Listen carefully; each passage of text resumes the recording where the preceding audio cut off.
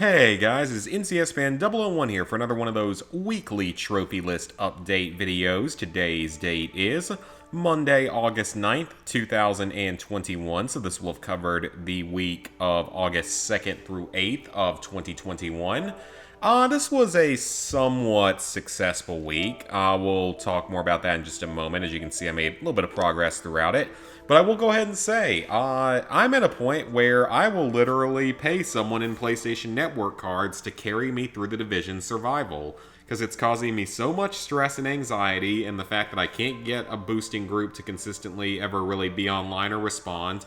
I will pay someone to carry me through that. I'm not even joking. Like, if you can carry me through it or know someone that will, or even have like a Discord session related to it, please let me know in the comments, because I need it and I just want to be done with it and never touch it again, because I am going to be starting the Division 2 soon.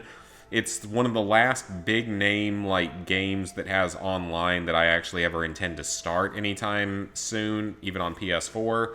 But that's going to be one of my upcoming projects, but we'll talk about that at the end of the video.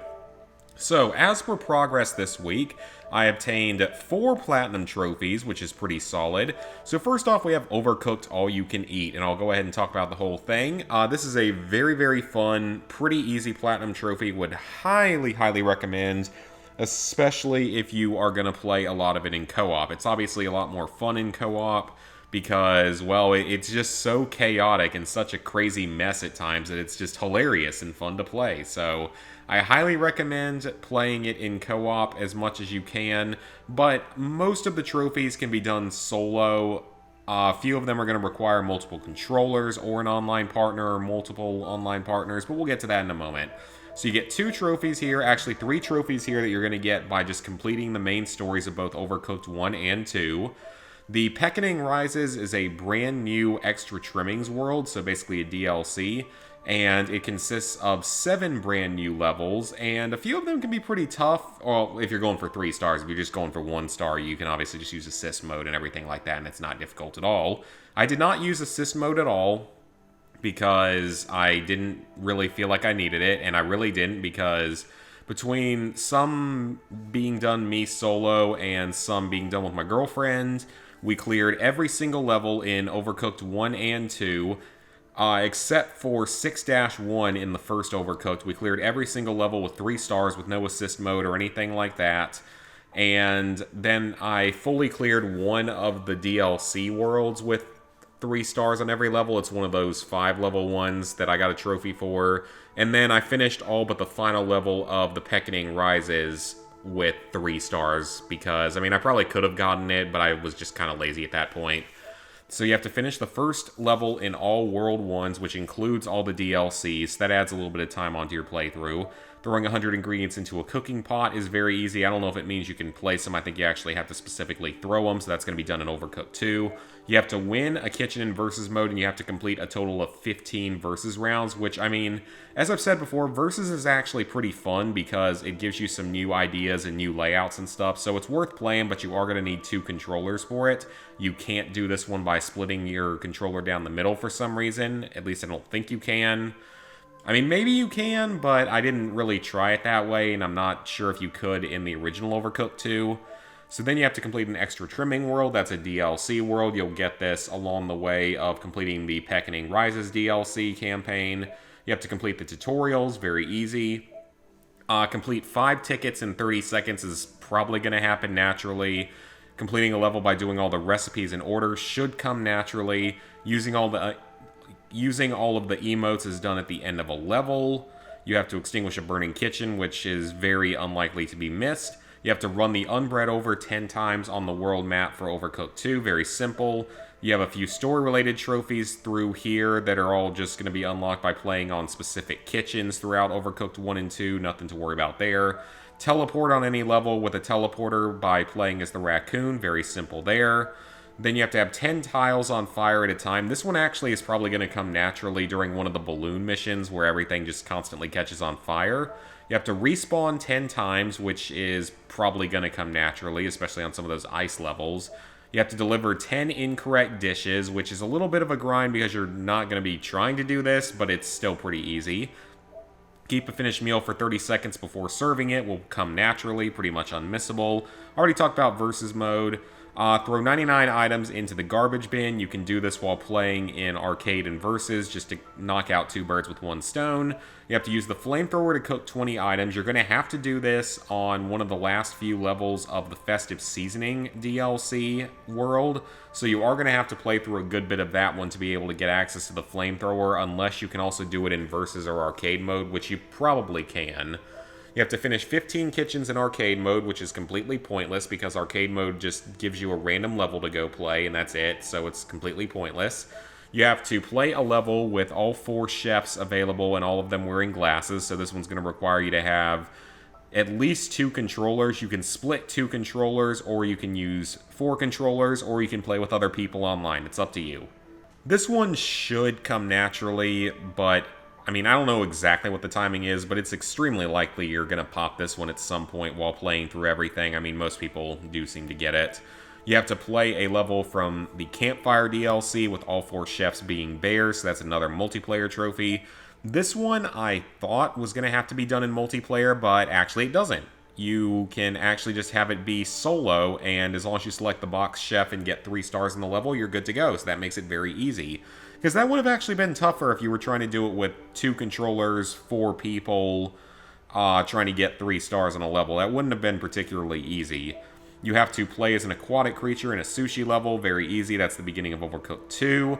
You have to play a level with 4 reptile chefs, another 4-player trophy. You have to play Overcooked 4-2 with a werewolf, a ghost, and a vampire, so that's a 3-character or 3-player trophy. You have to throw and catch an ingredient between alien chefs 15 times without it being dropped. This one can be a little bit finicky because they don't always grab it out of the air when they should, though I don't think it's actually 15 full cycles between all of them. I think it just has to be 15 total tosses in like an order, like a circular order. But that's another 4-player trophy. Throw 5 tomatoes at another player. That's very simple, but you can only do it in Overcooked 2. You have to play Overcooked, the first Overcooked, level 2-2 with 4 players all using the rat chef. That's the level where the rats actually come and take stuff from you on the ground. You have to play a level with 4 players where 3 are the same chef, so another 4-player trophy.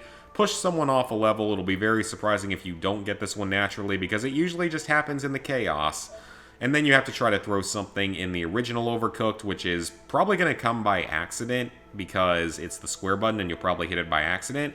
And finally, you have to pet Kevin in both Overcooked 1 and Overcooked 2, which are very simple, easy trophies.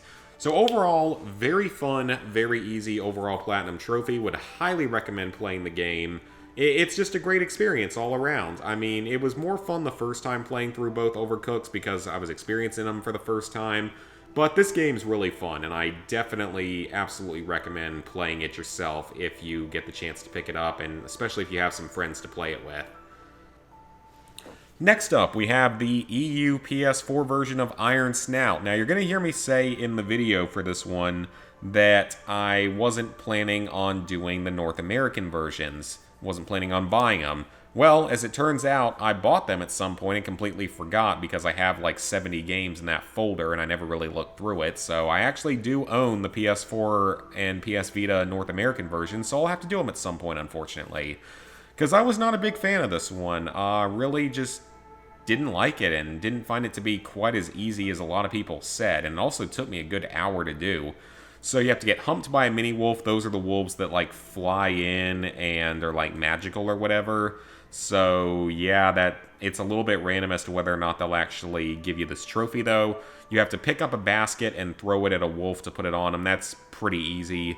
You have to impale an enemy on a tree branch. I'm not sure exactly how you do that, but it's going to come naturally by accident. Same with the kicking the head twice. You have to kill an enemy with a stray rocket. This one's pretty much unmissable, because it's basically just mashing buttons in various directions to beat up enemies and pick items up out of the air and throw them at them. You have to pop the tutorial balloons in less than 10 seconds, which is actually pretty easy. It might take a couple of tries, but it's very easy. It's just, hitting whatever button is indicated on screen. You have to kill a total of 1,000 wolves, which will not come naturally. You're going to have to grind a little bit to get to this one. But, I mean, it's very easy. You're just going to have to grind for it a little bit. You have to beat 50 wolves in a single fight, which is probably the hardest trophy in the game. And I can't tell you guys how many times I died at like over 40 kills, a couple of times at 49 kills, despite the fact that I know that I killed a 50th enemy in those runs. At least I'm almost positive I did. I mean, I guess that maybe I didn't because I don't think the trophy's glitched or anything, but I could have sworn I dealt a killing blow to a 50th enemy before I died, so I don't know. I'm probably just overthinking it, but that one took me quite a few tries to get. It was very frustrating. Then kill 10 enemies in 1 HP mode where you die in one hit. This one wasn't terrible just because you only have to get 10 kills. Now, I mean, you can sometimes get layouts that are just like ridiculous and unfair, but for the most part, it's not terrible. This one only took a few tries. You also have to catch a total of 250 items, which is going to come naturally while getting 1,000 kills, and probably while going for some of the other trophies. And you also have to get a combo of 25, which should not be a problem. So like I said, did not like this game, but unfortunately I do have to do it a second and third time because I didn't realize I already owned those other versions of the game. So I guess I picked them up on sale at some point. I don't really remember when or why, but I guess I did. So yeah, I would say that this game is probably more like a 3 out of 10 than a 2 out of 10. So it's a little bit tougher by Ratalaika standards, and it's going to take you 30 to 60 minutes depending on your skill. But now we can move on. Our Church and Halloween RPG, Stories 1 and 2. I'm actually going to combine those into a single video because there's not too much distinguishing them. These are both very easy Platinum trophies, though I think Story 1 is considered to be definitely the hardest of the 4, because there's 4 stories out, and I've played the first 2. I own the 3rd and 4th ones, I just didn't have time to play them on Saturday or Sunday this past week. So the first one is noticeably harder than the others. As you can see, the Platinum rarity is less than 60%, which is really shocking for a breakthrough arcade gaming game because that's who made this. And it's definitely shocking for this particular series. I think it's at like right at 75% on PSN profiles, which is still pretty low for that developer. So for this game, you have to complete the game and then complete it in challenge mode, which normal mode is just literally a walking simulator almost. You're just, gonna do like one little puzzle and encounter cutscenes and stuff. Nothing happens. It's not an RPG at all. It's literally like a walking simulator, a top-down walking sim with one puzzle and no combat. Challenge mode adds in the addition of holes in the ground when you get into the cave because reasons, even though they're not really holes, they're just blacked out squares. You have to complete the game in challenge mode without falling into a hole. I'll come back to that in a minute. You have to push the rocks in the correct order. I don't think you can progress without doing this. You have to push the 5 rocks at the beginning in the correct order. Entering the hidden cave is an unmissable related trophy, story related. You have to fall into a hole in challenge mode. This is going to come naturally because you're going to screw up at least once while playing challenge mode. You have to find the mysterious rock, which is going to be a story-related trophy, as is finding Amy. You have to complete the game within the target time on normal difficulty, and you have to do it again on challenge mode. I don't know what the actual time is. The time for normal is so easy because you don't have any hazards or anything to worry about. You just sprint through everything. But on the challenge mode, you have to be a little bit more careful because of all the pits, and that's going to set you back on time. And by far the most difficult trophy in the game is completing the game in challenge mode without falling into a hole within the target time. So that one is probably going to take a few tries. I recommend having a video guide up that shows you where all the holes are. I think Ghost said he actually drew on his TV or something, and that's how he knew where the holes were and that it worked. So, I mean, if it works, it works. So that game is definitely one of the hardest ones in this franchise, but it's still not difficult. It's like a 2 out of 10 and it takes about 30 minutes, so it's nothing much to worry about. Story 2, however, is, I believe, considered to be the easiest. This one only takes about 10 minutes. It took me 12 minutes, but I could have done it a little bit faster, I'm sure. But it takes 10 to 15 minutes, and it's basically a 1 out of 10 in difficulty. There's nothing challenging with this one if you follow a guide for exactly what you have to do. So you get a whole bunch of story-related trophies. I believe every trophy through here is going to be story-related and unmissable. As for the time limit trophy, you can actually cheat this one because there's a passcode you can enter on the password screen, and it'll set you up at the final tiny segment of the game, and all you have to do is walk through to the end, but the timer will start from 0, so that's how you knock that one out with absolutely no problem. And then you do have a missable trophy here for defeating all the ghosts within the cave. There's about 20 of them, And it's really not combat because you literally just hit the X button once to launch a slingshot at them. Also, they don't look like ghosts. They look like giant, weird, square cube things. It's weird. It's a weird game. It's a weird series so far, but I'm looking forward to seeing how weird the other ones get because I think they actually do flesh out the combat a little bit more in the later ones, so great, I guess. But yeah, very quick and easy platinum trophy there. And finally, I have begun work on Battlefield 4 without even obtaining a trophy in the base game. But we're going to skip over the campaign stuff because I haven't even taken any look at it, because it's less important than doing the multiplayer stuff. Perform 5 dog tag kills in multiplayer is the melee kills, which they can be countered, but I've gotten one so far. I haven't really been trying too heavily for it. You have to win a round in every game mode, of which there are about 7 modes, and I think I have 2 left. I have to do squad deathmatch, or squad team deathmatch, whatever you want to call it. It's 4-team deathmatch. And there's one other mode, not Rush, what's the other one? It's one of the lesser played ones, Defuse, I think is what it's called, which is basically just search and destroy. Then you have to get 45 kills with the 1911 A1 handgun in multiplayer, which you can either get by having someone drop it for you, or by unlocking it yourself, which you could also do by purchasing the shortcut kit if you're really lazy. But you can also boost it fairly easily. The problem is unlocking it is a bit of an issue because you have to get like over 30,000 XP with your handgun, which is kind of time consuming. You have to deliver 5 bombs in the obliteration game mode, which is sort of a sabotage type game mode. And I don't know if I'm going to be able to do this one without boosting, which is fine. But the other ones, I think I can get all of them without boosting. Reaching rank 25 is actually a little bit time-consuming in this game. I feel like you level up a little bit slower, but maybe that's just me. It's been a while since I've played a Battlefield game online. As for the DLCs, the lone trophy I got was for playing a round of Air Superiority. Play it, you don't have to win it. Now, you actually have a lot of the DLC trophies are fairly easy, because is this? Yep, that's the first DLC, so just play one round of Air Superiority, get 1 kill with the dirt bike, get 1 kill with the SUAV, get 1 kill with the bomber. Those are all pretty easy trophies, and I mean, you could probably get them without boosting. The problem is right here, the China Rising assignments. For one, you can't even start them until you're rank 10. And even then, there's some obnoxious ones, and that's where most of the boosting is going to come in. But thankfully, every trophy in this game can be boosted with 4 people in rented servers. And that's what I'm going to end up doing, but I'll go over the delays in this later. Second Assault, you just have to get a kill with a ceiling collapse, find a hidden tunnel, ignite a brush fire, kill a flag carrier while carrying their flag. You're probably going to have to boost that one, but it's very easy. This one I know I'm going to have to boost simply because I suck at using air vehicles in Battlefield games. I have never been good at it. I've talked about this before. I've been terrible at it in every Battlefield game I've ever played, even though I feel like Battlefield 3 just has intentionally janky, terrible air vehicle controls anyway. But none of that's going to be difficult to boost. This DLC you can knock out in like an hour or 2, maybe at most 2 hours if you're boosting it, so that one's very easy. Naval Strike you can knock out pretty quickly as well. Just play 1 round of Carrier Assault, get a kill with the ACV, get to the highest point in Naval Strike, get a kill with the AA Mine, which requires you to unlock the AA Mine, which is the only assignment you have to do in this DLC, but you can obviously boost it if you struggle with it. And you have to get 1 kill with the Old Cannon, which you probably are going to want to boost. I assume that it's not going to be that easy to get normally, but maybe it is. Dragon's Teeth, win 2 rounds of Chain Link, spend 5 minutes using the Ballistic Shield, play around on each map, which is probably going to be more difficult nowadays because the maps are going to be a lot less populated.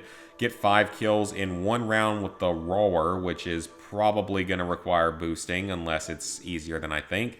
And then you have the Dragon's Teeth assignments, which is absolutely going to require some boosting. And Final Stand, you have to play on all the maps, you have to get a kill with the Titan engines, you have to get a kill with each of those vehicles, complete all the assignments, and why is there a hidden trophy here? It's literally the only hidden trophy, I think, in the entire game. So yeah, that is what is going on with Battlefield 4. I earned my first trophy, so now there's no going back. I mean, I wasn't intending to go back, because I want to have all the numbered Battlefield games done. I've got 1 and 3 done, I'll have 5 done. So now I'll get 4 done, and then when Battlefield 2042 comes out in the fall, hopefully I'll be ready for it. Hopefully I'll have this one done in time. So let me go ahead and sync up my trophies. Level 734, 85%, 20,915 total trophies, 527 platinums, 3,138 golds, 5,651 silvers, 11,599 bronzes. So, plans for the upcoming week. I know I'll finish off that Our Church and Halloween series just because I now own them, and I'll go ahead and finish them off. They're all $1, which is good. But as for actual major games I want to play, things are going to change around a little bit here. But with Battlefield 4, that's still going to be one of my main focuses, as is Battlefield 5 for the months of August and September. But also during August and September, I'm going to get started on The Division 2. I talked to some people on Facebook on a trophy hunting group, and they said pretty much universally that Division 2 is easier to platinum at 100%, as long as you're willing to shell out the money for the DLC, you know, to buy it, which I already have it because I bought it on sale, and as long as you have a group to do the raids with, they're not terrible, because I think there's actually an easy difficulty, at least for the first one. Of course, there's The Division, which I already did my sales pitch at the beginning, and also GTA 5 is now moving up on the board because Lizard Guy, he has been... Let's just say that he has an account with a lot of stuff in it. And we are going to be playing that with a couple of our other friends. We want to actually just enjoy the game a little bit, mess around with it, screw with people, and hopefully complete all of the heists. So I think we're going to be able to complete all of the trophies. Maybe not throughout this month, but maybe by the end of September. We might be able to complete all of the trophies except for the Elite and Criminal Mastermind challenges, just because those are brutal and I don't see them being willing to stick around to work through those. Because, I mean, you can have a lot of money, but it doesn't necessarily buy you victory in those missions or anything. It certainly doesn't buy victory on those challenges. I just don't know if I want to do them. Then in October, I will jump over to Black Ops 3. November, Outer Worlds and Borderlands 3. December, Call of Duty Classic, Shadow of the Colossus, Uncharted 3, Conan Exiles. That's my current plan, but obviously things are subject to change. There's going to be another Minecraft DLC, I think in September, for the continuation of the like Hills and Valleys update or whatever it's called. So, yeah, I mean, with Battlefield 4, though, that one's getting pushed back a little bit because Ghost is going to be super busy the next few weeks. So we're not going to have much time to boost it, so I'm going to be working on the base game stuff and messing around a little bit in the DLC and making sure that I reach level 10.